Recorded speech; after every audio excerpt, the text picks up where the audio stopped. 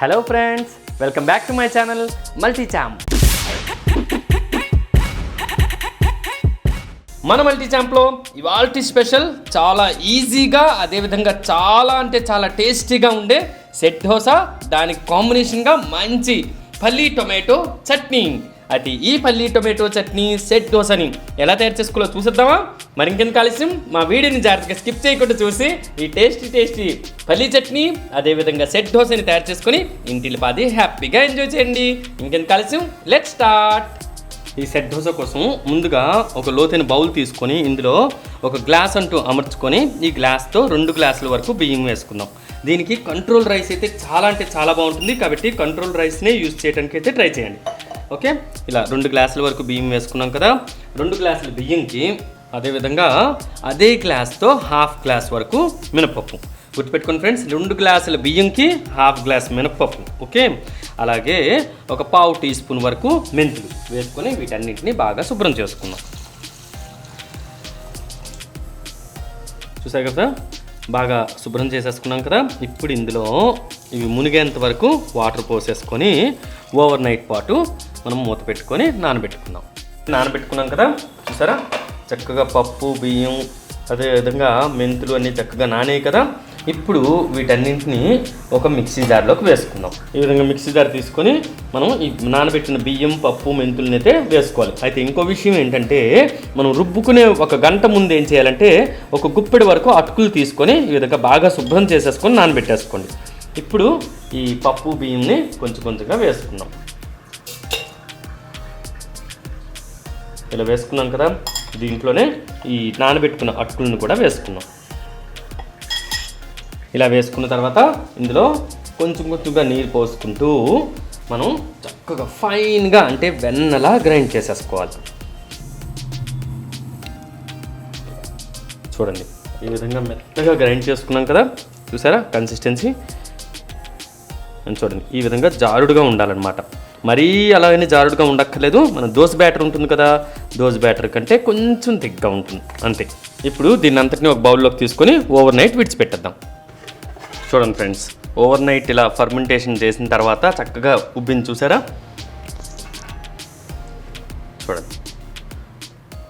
చక్కగా ఉబ్బింది. ఓకే, ఇప్పుడు ఇందులో టేస్ట్కి సరిపడంత ఉప్పు వేసుకుందాం. అలాగని మరీ ఎక్కువ అక్కర్లేదు ఫ్రెండ్స్, లైట్గా వేసుకుంటే సరిపోతుంది. ఓకే, 1/2 టీ స్పూన్ వరకు వేసుకున్నాను కదా. ఇప్పుడు ఒకే డైరెక్షన్లో ఈ విధంగా కలిపేసుకోండి.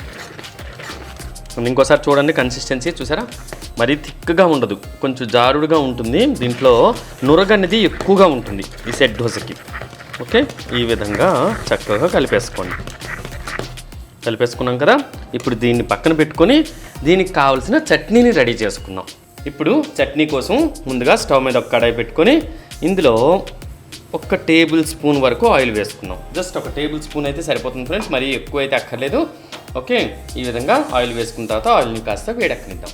ఆయిల్ కాస్త వేడెక్కిన తర్వాత ఇందులో 3 టేబుల్ స్పూన్స్ వరకు పల్లీలు వేసుకొని పల్లీని లో ఫ్లేమ్లో ఈ విధంగా వేగనిద్దాం.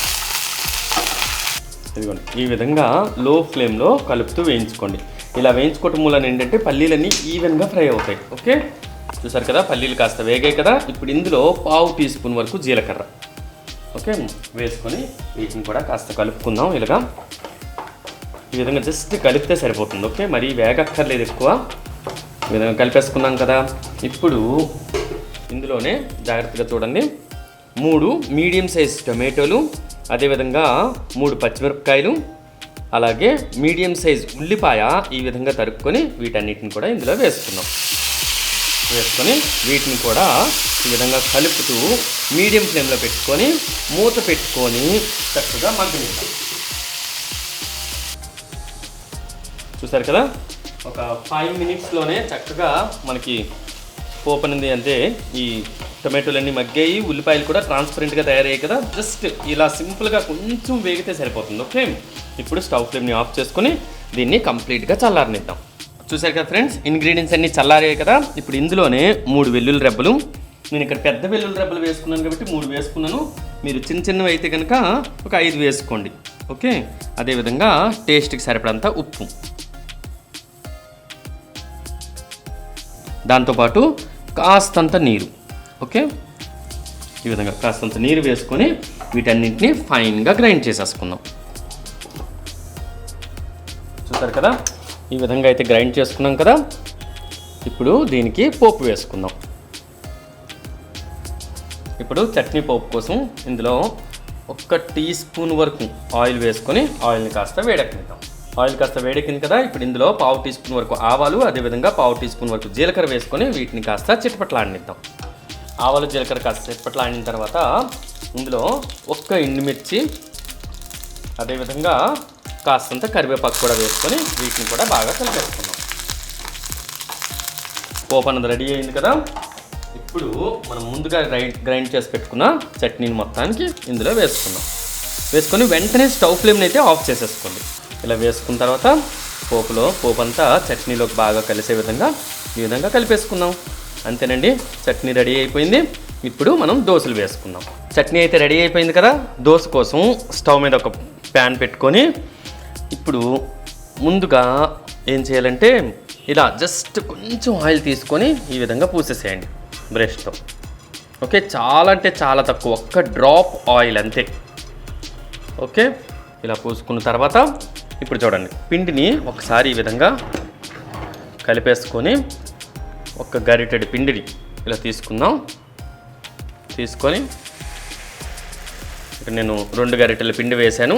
పిండి వేసిన తర్వాత జస్ట్ ఇలా బౌన్స్ చేయండి అంతే. మరీ ఎక్కువ అక్కర్లేదు, కొంచెం థిక్గా ఉండాలి. ఓకే, ఈ విధంగా బౌన్స్ చేసిన తర్వాత పైనుండి లైట్గా కొంచెంగా జీలకర్ర, అదేవిధంగా కాస్తంత క్యారెట్ తురుము. ఓకే, ఈ విధంగా వేసుకున్న తర్వాత దీనిపైన ఒక మూత పెట్టి లో ఫ్లేమ్లో దీన్ని కాలనిద్దాం. ఒక 2 or 3 మినిట్స్ తర్వాత మూత తీసి చూద్దాం.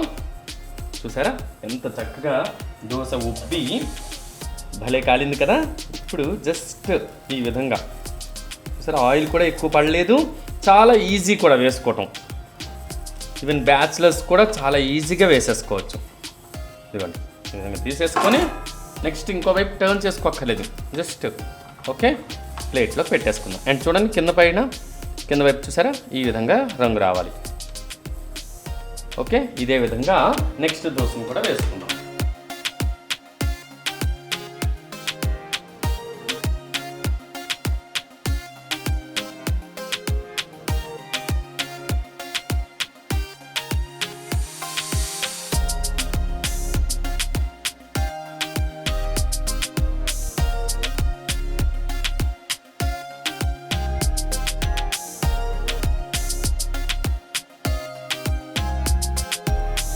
చక్కగా ఉబ్బి మంచి రంగుతో చూసారా, రంగు ఎంత బాగుందో కదా.